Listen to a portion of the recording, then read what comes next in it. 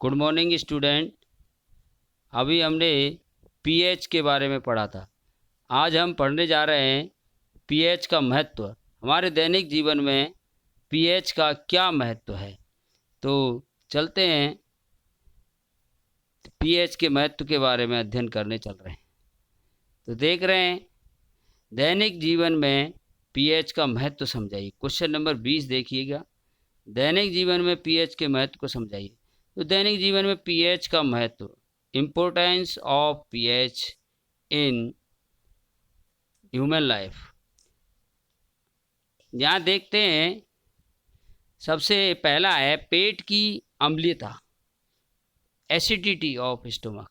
पेट की अम्लता, कई दिनों तक क्या करते हैं हम, लगातार तली हुई चीज़ें, पूड़ी कचौड़ी समोसे पकोड़े नमकीन आदि खाने से हमारे आमाशय में जठर ग्रंथियां जठर रस का स्रावित करती हैं, अधिक मात्रा में स्रावित हो जाता है, जिसमें HCl होता है। HCl हाइड्रोक्लोरिक अम्ल होता है, जिससे उदर में जलन, पेट दर्द, खट्टी डकारें आती हैं। तो पेट की अम्लता को दूर करने के लिए हम क्या करते हैं, इनो पीते हैं। इनो में क्या होता है छात्रों, मिल्क ऑफ मैग्नीशिया होता है, मैग्नीशियम हाइड्रोक्साइड। इसको हम दूसरे तरीके से बेकिंग सोडा खाकर भी दूर कर सकते हैं। बेकिंग सोडा, मीठा सोडा जो घर में होता है, उसके द्वारा भी पेट की अम्लता को दूर किया जा सकता है। तो पेट की अम्लता किससे होती है, तली हुई चीज़ों से होती है, क्योंकि हमारे शरीर में जो आमाशय है उसमें HCl ज़्यादा स्रावित हो जाता है। इससे पेट में जलन, खट्टी डकारें आती हैं, इसी को ही एसिडिटी कहते हैं। एसिडिटी हो रही है, तो ये किसके द्वारा दूर होती है, magnesium hydroxide, milk of magnesia और baking soda, sodium hydrogen carbonate द्वारा दूर होती है। दूसरा देखते हैं दंत क्षय, टूथ डिके, दंत क्षय, दांतों का खराब होना, क्षरण होना। तो हम देखते हैं भोजन करने के पहले से हमारे मुंह का पीएच लगभग 6.5 होता है, लेकिन खाना खाने के बाद क्या होता है, हमारे मुंह में शर्करा के कण रह जाते हैं, यानी भोजन के कुछ कण रह जाते हैं दांतों के मध्य में, और हमारे मुंह में जो जीवाणु उपस्थित होते हैं, इन कणों का अपघटन कर अम्ल बनाते हैं। क्या बनाते हैं, अम्ल बनाते हैं, जिससे हमारे मुंह का पीएच धीरे धीरे गिरने लगता है।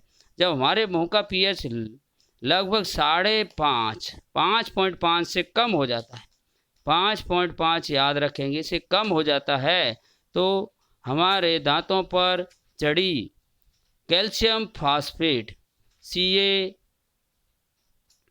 Ca2PO4 का होल थ्राइस, ये कैल्शियम फास्फेट जो होती है परत, ये सबसे कठोर परत है जो दांतों पर वाइट कलर की छड़ी रहती है।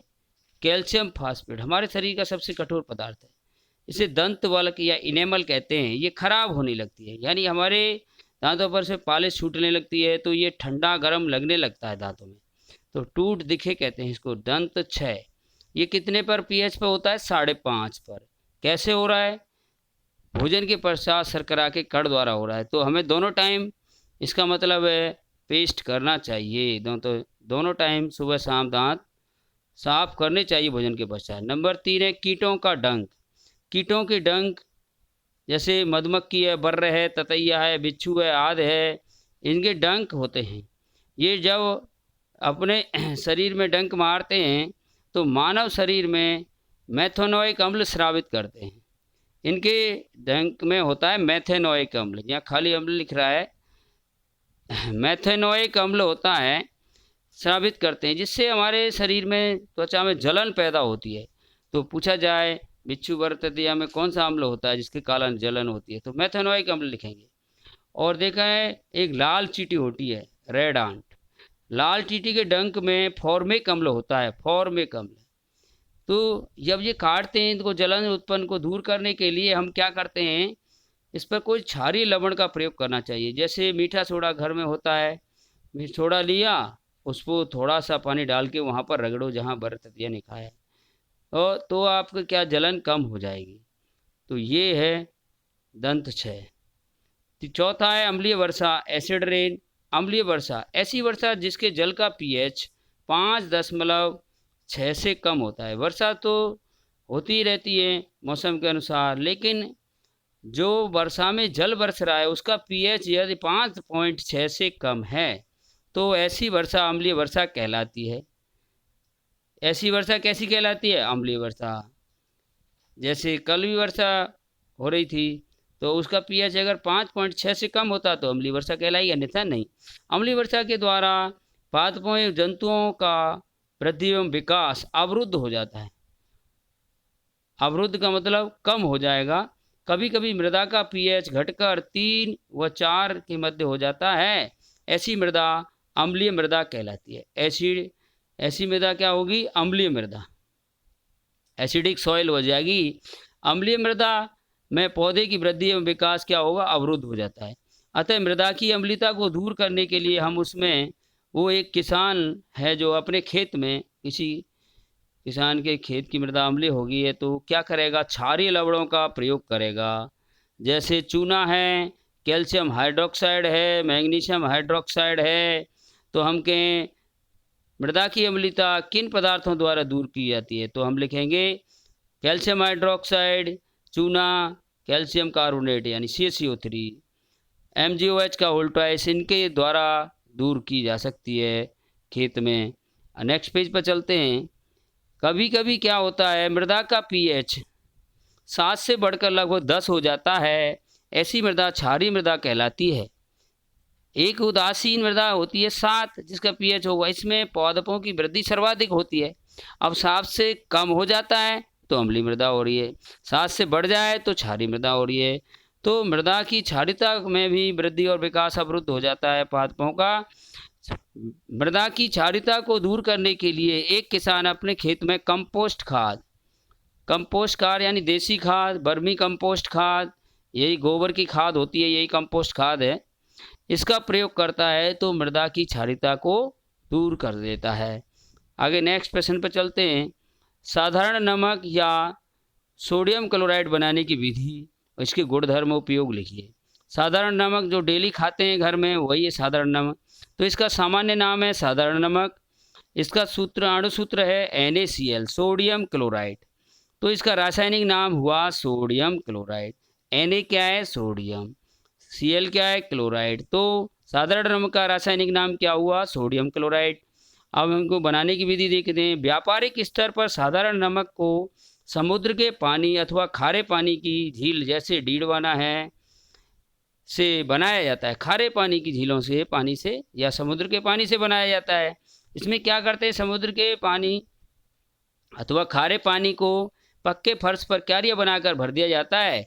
सूर्य की ऊष्मा पाकर जल वाष्पीकृत हो जाता है उसमें से, और जिससे सफ़ेद अशुद्ध नमक प्राप्त होता है, जिसमें कैल्शियम क्लोराइड व मैग्नीशियम क्लोराइड जैसे लवणों की अशुद्धियाँ होती हैं। यानी इसमें NaCl नमक तो है, उसके अलावा अन्य लवण भी घुले होते हैं। इन्हें हम शुद्धिकरण करके शुद्ध नमक प्राप्त कर लेते हैं।